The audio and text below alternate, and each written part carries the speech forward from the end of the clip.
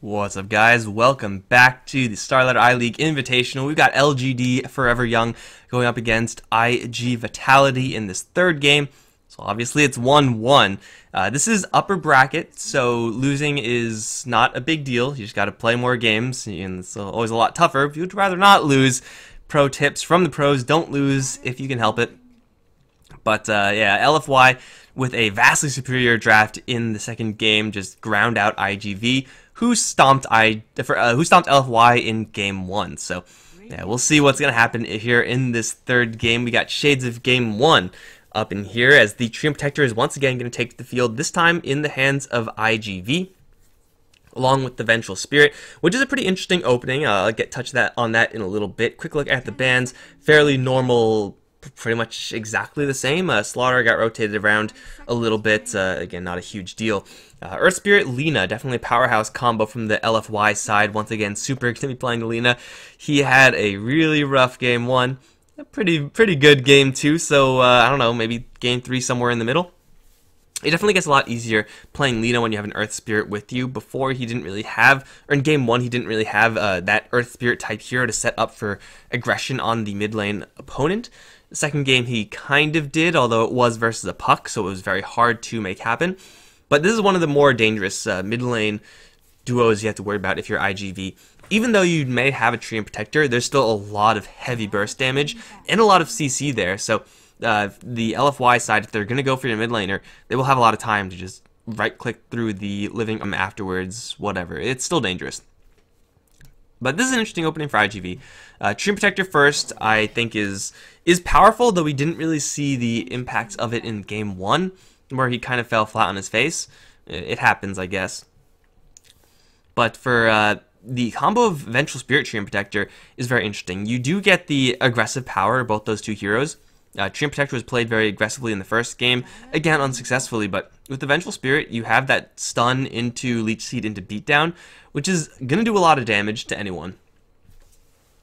That is a very potent threat. You have the possibility with the Treant Protector of going for a core Vengeful Spirit. Now, it's not going to be something that iG.V are probably planning around, but it's something that they can bring out if the draft kind of leads itself towards that. A core Vengeful Spirit getting a couple more auras around. Beastmaster actually are going to be banned out, which is usually something you kind of want to have with the core Vengeful Spirit. It would be fairly dangerous if you're going to go for a very early timing-based play. It is most likely just going to be a support Venge. I mean, it's safer. It's more predictable, perhaps, but it's solid. But Living Armor's helping out kind of a softer hero, letting her prioritize damage over any sort of survivability. That is quite nice. For right now, though, iG.V going to stick to the Centaur Warrunner. July had an okay game in last time. Definitely a lot of things to worry about as a Centaur Warrunner. Like Eul Scepters, once they come out, your game is so much rougher. But yeah, Centaur is just a reasonable offlaner hero to have right now. With the Treant Protector, you can play fairly aggressively. It really does depend on who the safe lane is going to be for LFY as to whether or not your aggression is going to pay off. But yeah, Centaur Warrunner with Living Armor, very, very dangerous. And you may not be able to do that if the safe lane is really that powerful for LFY. That's not a big deal. You usually can hold the tower well enough with Double Edge that you usually only suffer a little bit of damage towards your tower, and that, of course, is going to be healed up by the Treant Protector. So that combo is not really like a huge powerhouse aggro combo or anything like that, but it can get the job done. iG.V now going to grab a Warlock. Oh, baby. Or Vengeful Spirit. Alright, so Warlock with the sustain. Treant Protector, same thing. The tri-lane is not really like a conventional tri-lane, but you don't really need a conventional tri-lane when you're dealing with Treant, just because he does so much right-click damage. And the poke damage from Warlock is also pretty substantial. LFY don't really have their off-lane selection just yet. They're going to get rid of the one they cannot deal with at all in the Darkseer. I think that's a smart play. But LFY grab the Slark, and I think should be looking at a puck off-lane for their last pick. iG.V will really struggle to deal with that. And iG.V looking for a mid laner. TA is looking okay right now, but has a really rough matchup against Lina Earth Spirit, despite the fact that she may have Living Armor assistance. You really just want to have someone who can damage towers. iG.V are going for a very early win with this draft. It's plain as day, but the mid matchup of heroes that usually do damage versus towers coincides pretty well with heroes that usually get thrashed by Lina Earth Spirit. So they could maybe try to pull like a Medusa type play and try to play that kind of slow and steadier type role. It'll push their timings back a little bit, but it gets the slow farm. Whoa, it's a Viper! New hero, PogChamp! Yo, I don't even remember the last time I saw a Viper. Honestly, okay, wait. Let's just pretend Viper is a perfectly viable hero. Let's just pretend that. What we have right now is a case where iG.V have a core Vengeful Spirit, have a Viper who's more so in the first 30 minutes of the game gonna be powerful. Like he's an early game hero, right? And he's up against a Lina and Earth Spirit, both of whom can do some serious damage, but most of it comes from magic. I mean, the right clicks are pretty substantial as well, but Viper with living armor is so damn impossible to kill off.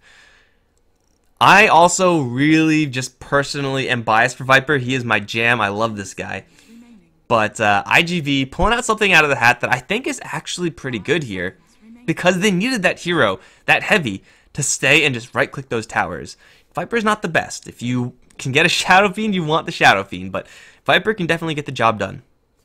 Now, after this, before the Viper, actually, we have an Omni-Knight pick for LFY. Once you get that one, it is a lot worse in this game. There's Swap to deal with through Repel.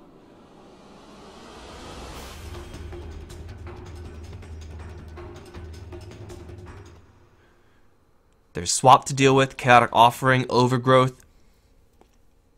The heal is still going to be quite potent, but you can't escape a Vengeful Spirit core or a farmed Viper. So the Omni-Knight pick is going to be a lot weaker in this game compared to the last, but still I think it's decent enough. Keeping a Slark alive with Repel. Purification with the Earth Spirit is actually pretty powerful as well, just guaranteeing a roll in for the slow. You have even more burst damage on top of that. That's unavoidable. Definitely a potent combo. We'll see if the Omni-Knight is able to have a free time, because his lane might be a little bit rough. Let's take a quick look at all the players before we get any further in this game. In July, once again, going to be handling the Horseman. Dogfights is on the Treant. Boots first. I like it. That's how you kill things. Super is on the Warlock. Got Cicada on the Viper. Very stat-heavy opening, because his base damage in the early stage is not the best. CSing up against Alina especially, a little bit tough. You want to do that. Paparazzi is going to be handling the Venge on the other end. We got Banana, Omni-Knight one more time. Super Lina 3 times in a row. LPC is on the Earth Spirit. We got DDC on the Witch Doctor, and up towards top it is Monet on the Slark, who is crackling with energy. Really weird looking for a fish to be all lightningified like that, but sure, why not? So yeah, this Viper is a little bit interesting. He got some pretty serious buffs in the last patch, I think. The point, what version are we on? 0.05. I think his talents got reworked a little bit. So you have Poison Attack now affects buildings at 20, and I think 20 armor at 25. That got increased from like 8 that was on the 20 talent rank. It's a little bit of a bump to the late game Viper, but ideally as Cicada, he just missed his block completely. Ideally as Cicada, you don't really want to get to that stage. You want to bulk up, get the stats. Wow, he's going to tango up preemptively and just look for damage value. Now usually you don't want to do that. You do that is if you're going to make a very, very aggressive play, you're expecting to trade hits. And then he didn't, so that was awkward. Kind of threw away a stick there. Again, not the end of the world. He will be just fine. Up towards top lane. They're going to try to bully back Monet as much as possible. The Centaur matchup up against those two is pretty good. So they should be able to get quite a bit done. Banana on bottom is going to have to deal with the Treant Protector. And for any one given melee hero, that is not a fun time. Treant Protector doesn't have a lot of armor, but he does have a lot more base damage. That's a fact for anyone. Degen Aura level 1 to try to keep him safe. It's for free also. That's I mean, Purification probably, and Repel also, honestly, probably could have all done similar things to keep Banana safe and alive, but Degen Aura does it for free. Omni-Knight's being driven back, and Paparazzi's having a free time as the Venge. Over towards the mid lane, they are going to try to camp out Cicada as much as possible. Level 1, level 2 Viper, very fragile. Once you get just 8 point of Corrosive Skin, though, things get a lot tougher. And, well, speaking of, he's level 3, so there we go. The Viper is still killable. Now, Lina's right clicks are very easily underestimated. But we can see that Dragon Slave, though it is only level 1, did next to nothing. And Viper is the king of trading damage. No one does it better than him. And LPC wandering around the top lane now. If they see that a couple more times, then Sakata will take that as a big green light to just start trading hits with super. Poison attack spam, Nether Toxin will add up. Get to that capped value very quickly. What's the capped value at 48 level 1? It's 48 damage. Yeah, obviously it's not going to be that high most of the time, but it can add up very quickly. Now, going up against a double damage Lina, that's a little bit different. You cannot trade hits with the double damage Lina. I don't care who you are. But so far, LPC doing his best attempt at sitting on 2 lanes. So far, doing none successfully, but may find an opportunity up towards top lane. Never mind, he rolls in way too far. DDC, I think he was counting on DDC to stun there. Not really sure why he didn't, but either way, in July, gonna get hit with the Maledict. Gonna be driven away by Sakata. Here we go, the power of Viper right here. Salve, and oh, lag, I think. He got the kill, even though he didn't shoot, it seems. Doesn't matter, got kill. Now the roll is gonna happen up towards top lane. Heal is there on Injuly. Stomps onto 1. Slark packs it out. Injuly's gonna try to TP out to his shrine. It's gonna be close. He's gonna go down. Super close kill there, but a kill nonetheless on a Centaur who's been having the time of his life so far. Big game for LFY, but the loss of super over in the mid lane is so much more costly than what they gained. Viper now with the raindrop will take no damage from Lina spells pretty much ever. And Banana is getting his face beaten in by the Treant. Really dogfight. Okay. Wave level 1. I mean, again, whatever works, right? These are some really ghetto kills. Eventual Spirit can be pretty happy with that one. Treant Protector just showing off what he does best. If you're not prepared, suddenly Boots Orb of Venom and 95 damage a pop in your face. Not fun. Now the Lina, even after having gone down, still is actually ahead in CS. That shouldn't really be happening. Not to... It's close, but, you know. The Earth Spirit kind of camping out here, definitely giving her a little bit of an edge there. We'll see if they're able to kill Sakata. He hasn't gone for a full defensive build, like no 1-1-3 build. I do like this build quite a bit though, and they're gonna roll in Sakata. Will get slowed up. No TPs coming in. I don't think the skin is gonna hold, although the living armor is gonna help out a little bit. There's just way too many right clicks there. Yeah, V2 heroes, I want to say the Viper survives, but V3, that's a little bit too much. Rotate in, kill off a Viper. That's what you gotta do. It is very hard to outlane a Viper 1v1. But 3v1, the lane gets a little bit better for the Lina. This is still acceptable though. When you're going for this kind of aggressive early game style draft, yeah, you don't want to lose heroes early on, but because you're counting on getting such early tower gold, having a slightly under-farmed Viper, which he isn't, but if that was the case, will very easily be balanced out because you're counting on tower gold.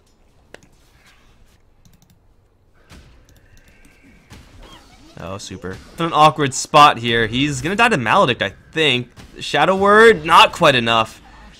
Last tick. Feels pretty bad there. Warlock, Centaur. Not doing a great job at slowing down or shutting down the Slark. They poked at him a little bit, but the pressure train has pretty much stopped. Centaur, though, is still getting a lot of farm. His levels, though, because he's been full dual laning, kind of suffering. And Centaur is a hero where, debatably, you want to get experience over gold. That Stampede level, especially with the Viper and Eventual Spirit, just to keep up to your targets, very, very important. You will get it eventually, obviously, but a little bit slower. You want to have it ASAP. Yeah, got him. Nice Invis rune. If you're going to get a fast Stampede, you may even consider more Nether Toxin over Poison Attack, just because you don't need the slow, because you're maxed out in movement speed. You don't need movement speed difference.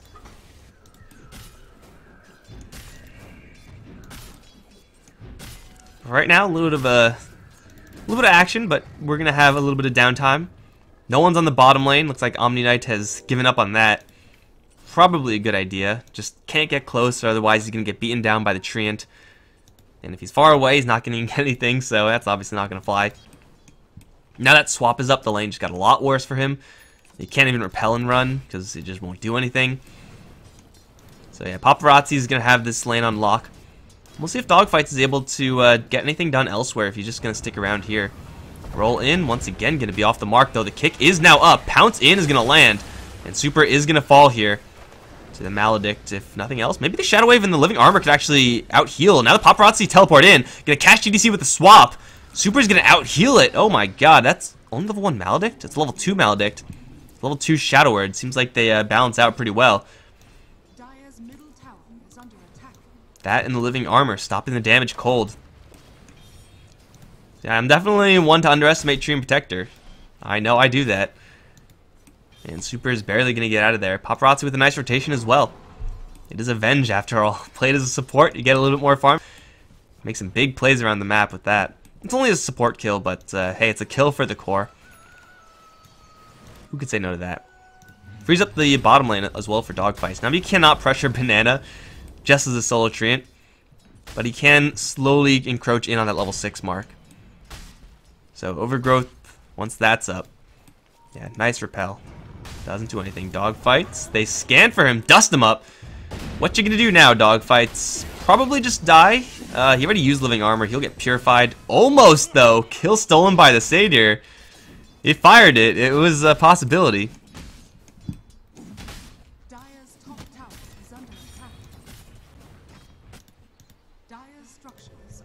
He's gonna just go back here, probably just chill. The only reason they dusted in the first place was because they scanned. They probably will not expect another Treant to just be hanging around here. Maybe they'll dust up just to secure the tower, make sure it doesn't get denied, because 101 damage for a tower deny is very possible.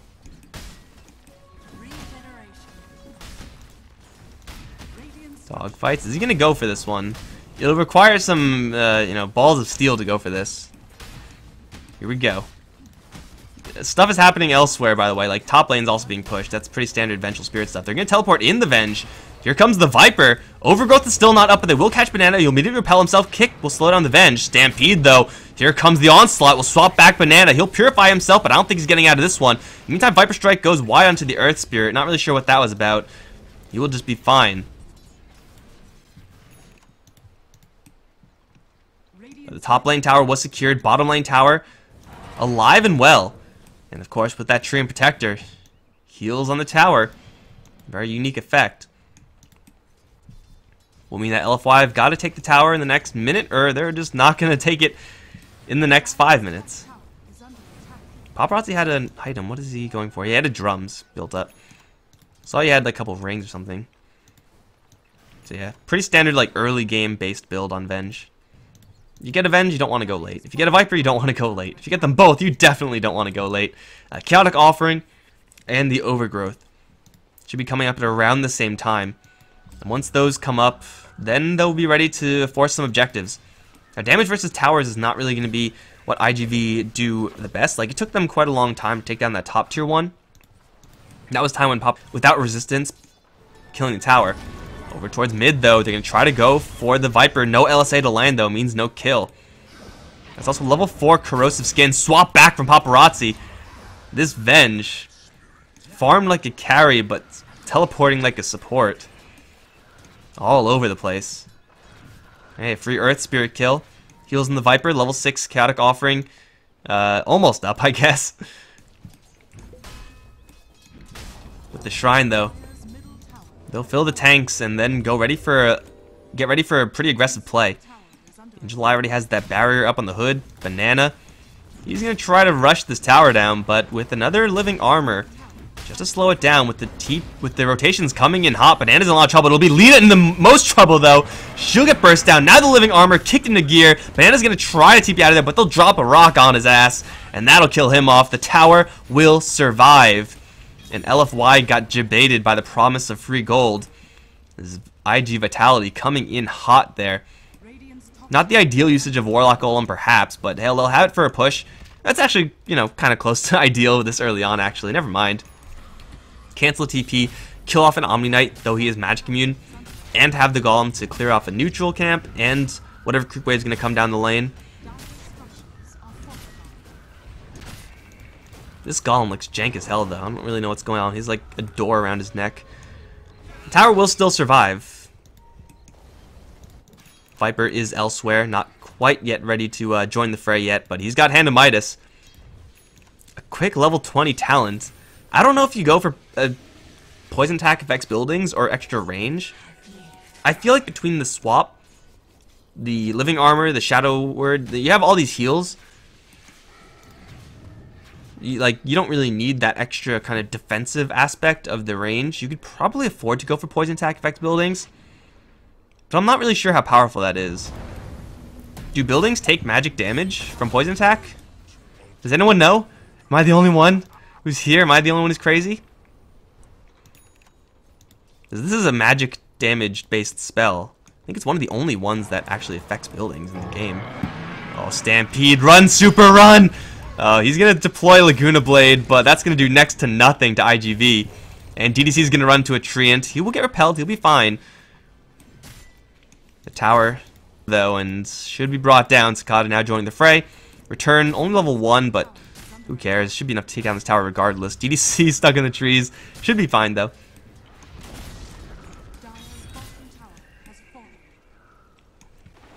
Tower down in July, a little bit richer. Blink Dagger on the Centaur. Oh man, is up. This is a 13-minute Blink Dagger, which is already pretty good. He also has a hood. That is just bonkers.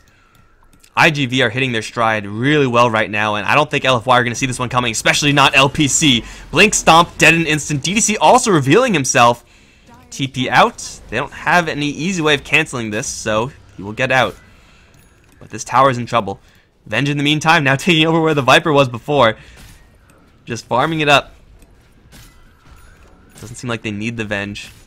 This tower is going to take a little bit of slow, grindy damage, but with LFY being where they are in positional comparison to iG.V, there's no way they can fight into this. Like, you're walking into Overgrowth, you're walking into a Chaotic Offering, no mana, but still the threat of it is definitely there. That would be a great way to commit suicide, I think. Yeah, Venge is starting to get some pretty serious farm. Levels on the Venge also pretty important. Her stat growth is rather high, surprisingly high actually, for a hero that's usually played as support. I guess that makes sense. Like, supports want to have just levels and no gold, so stat growth makes sense. But yeah, her stat growth is actually quite remarkable. 3.3 agility, 2.6 strength is pretty good. And no one cares about int gain. Now she's going to join the party, though. Indeed, this does look like a party that she is going to be happy to join. Chaotic Offering, Overgrowth, both available. Swap, level 1 only, but soon to be level 2 means that Initiation, iG.Vitality's probably weakest point in their lineup, and late game, I guess, will be up in full force soon. Tower once again will be held by Living Armor. Bottom lane, half HP. All these towers at half HP. Treant Protector putting in work. Eventually LFY are going to get one of these, but by that time, they would have lost 2 tier 2 towers. And it looks like a Roche. Glance already. Paparazzi, BKB closing in. And once this BKB comes up, that is the point where iG.V want to go for the death blow.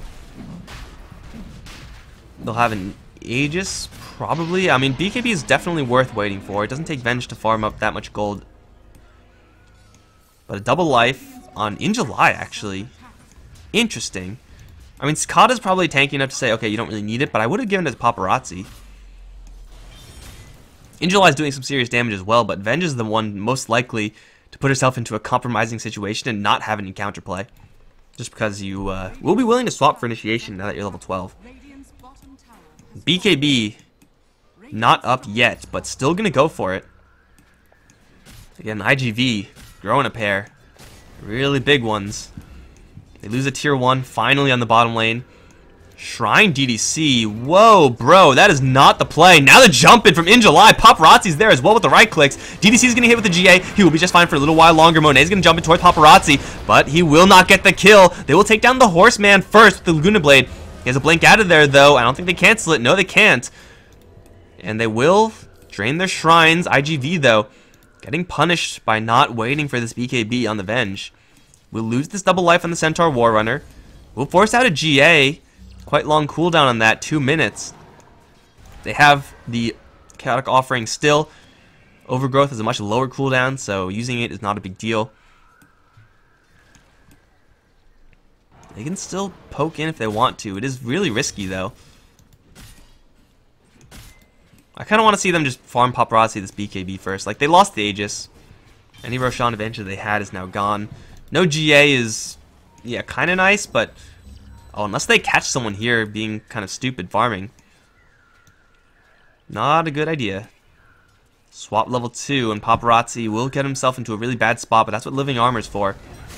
Banana swapped back immediately into a not stomp. Repels there. Ooh, that would have been really bad if iG.Vitality was there a little bit quicker.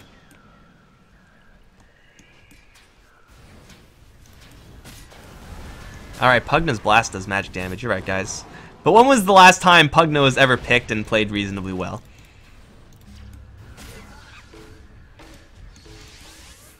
Well, iG.Vitality will take a Maledict. That hurts quite a bit. Living Armor, Shadow Word. He's just damage onto this tower. Banana, he's going to do what he can, but Cicada's got the range, baby. Easy tower. LSA does a whole lot of nothing.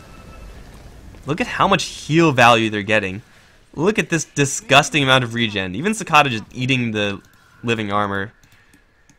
No big deal. Shadow Word, full HP. Tower down means that shrines are available to kill. Another pretty easy objective for iG.V to take.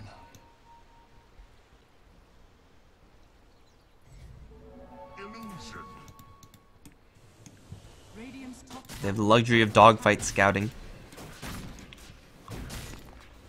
The shrine, though, is dead. Shrine in the mid lane area. Mid-Roche area, probably going to be falling shortly after. And then tier 2 top lane. iG.V, like, they have the run of the map right now. As long as they have the Warlock and as long as he doesn't get picked off, then LFY will be really, really hesitant to go in. Bonds are only level 2, but man, that can really, really add up. Now that the BKB is up, Paparazzi has the luxury of freely swapping in heroes, pretty much regardless of who that hero is or where he is. Knowing that between Living Armor, Shadow Word, and Magic Community, he will be fine. So here we go. They're not going to go for the shrines. They're just going to go for the jugular. Arak's taking pre-20s, usually Death Sentence. This time the swap combo is perfect. And Omni Knight has no chance to react. Oh, put that in a textbook. He's going to force to buy out. Roll in is going to be not the greatest. Paparazzi's going to go BKB, just go straight for the Witch Doctor. In the meantime, Super being dealt with by iG.Vitality. This Lina cannot afford to die right now. GA is going to go down, but so does the Chaotic Offering. Viper's really weak right now. They will land a really nice LSA on Super and iG.Vitality. Take them both down. Poison attacks not doing quite enough. LPC will slip out of there. The last hit was a miss. But Super, trying to go for the Golem, gets just picked off by Paparazzi. Forgot that there were enemy heroes still alive. And now here we have some nice healing coming in. But LFY, with everyone alive, will back out of there. TP out from the Viper. Kind of risky, but unpunished. Lina's going to teleport in to cut them off. Dog fights will still stay near enough to the trees, although they're going to drop some detection. He's actually going to get his trees cut out from underneath him, and he will go down as well. Paparazzi thinking about going for Monet with another blink stomp to get the Slark. And dogfights, he was picked off in the meantime. Centaur War Runner, though, 6 survivability is going to just man-fight LPC and come out on top. And now, the slow from the Warlock. Paparazzi is just kiting Banana. Has another swap in 25. Jumping from iG.Vitality. Going to slightly miss the Omni because of the repel, but no big deal. They'll take Super instead. Oh, iG.Vitality is... Maledict going to kill him? No. Shadow Word. He's going to go into the creep wave. Bro, I would be like scared out of my wits right now if I was hit with that Maledict. But he knows that he's fine. Paparazzi perhaps going a little bit too far. Living Armor? Yo, iG.V just manning up all over the place. LFY got baited into a very, very long chase, and now here we go, Shrine up. This is going to be a rough couple minutes here for LFY, though they do not have to worry about this Chaotic Offering. It is probably the biggest threat right now. They still have to worry about the swap initiation. It happens so quickly, there's no real way to counteract that.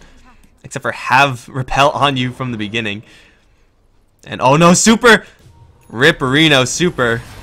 You know, that happened in the first game too. Where Super was just like wandering about and then he'd get stomped. 063, this looks like game 1 Super. He has 4 Bloodstone charges. At least he has the Bloodstone, right? In game 1 he didn't have the Bloodstone by now, I don't think. But it's time to go in for more. Cicada, got the Yasha now. Not really usually a huge item, but with the Viper, you're so safe that you just need a little bit of extra damage. You're going to jump in towards the Centaur War Runner. He has a Reaver, though. You're not going to kill him very easily. Now he gets a Stampede out, going for LPC straight away. And he will get brought down. No, the Shrine's going to keep him up. They hesitate a little bit too much. And they will back off Cicada. Flare up a Viper Strike. Force Staff out. That's actually a Hurricane Pike. Yeah, they canceled a couple right clicks there onto LPC. They could have killed him off, but Paparazzi thought he was dead, but the Shrine just does a little bit too much. Monet with the Silver Edge once again looking for a way in. Chaotic Offering, though, is once again up. Paparazzi's BKB may be down, but still iG.V have a lot of fight power here. And LFY cannot afford to lose anyone to a swap combo or a blink stomp or anything. Centaur in the front, once again, can take a lot of damage. Even with the Laguna Blade, will get swapped out, but still dropped. Now the Guardian Angel is going to drop at the same time. Chaotic Offering, Viper's in the middle of the fray. Needs to get himself out of there. Will Force Staff out before the Purify can land Overgrowth to secure the retreat. Golem still in the area. Super's going to try to give up his own life so that his allies can get a little bit of space to heal. Although he will still survive regardless of that. Centaur playing a little bit too aggro, I think.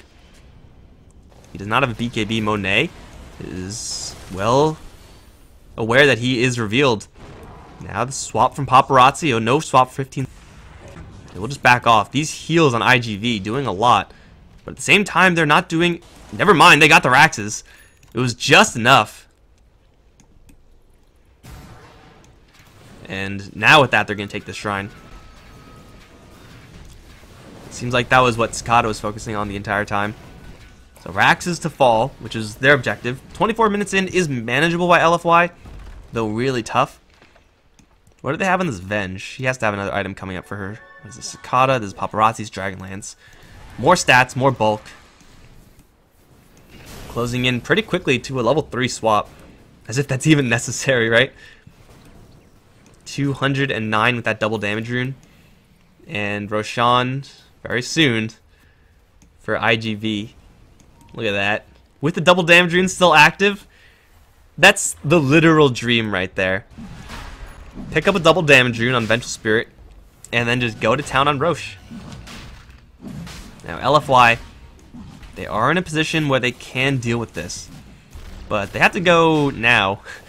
And it's too late, so, you know, they missed their 1 second opportunity. So the Roshan will be claimed. Oh, actually, well, Monet's thinking about going in. Heart now on the Centaur War Runner. And iG.July once again gets the double life. Looks like they want him to use that return rather offensively.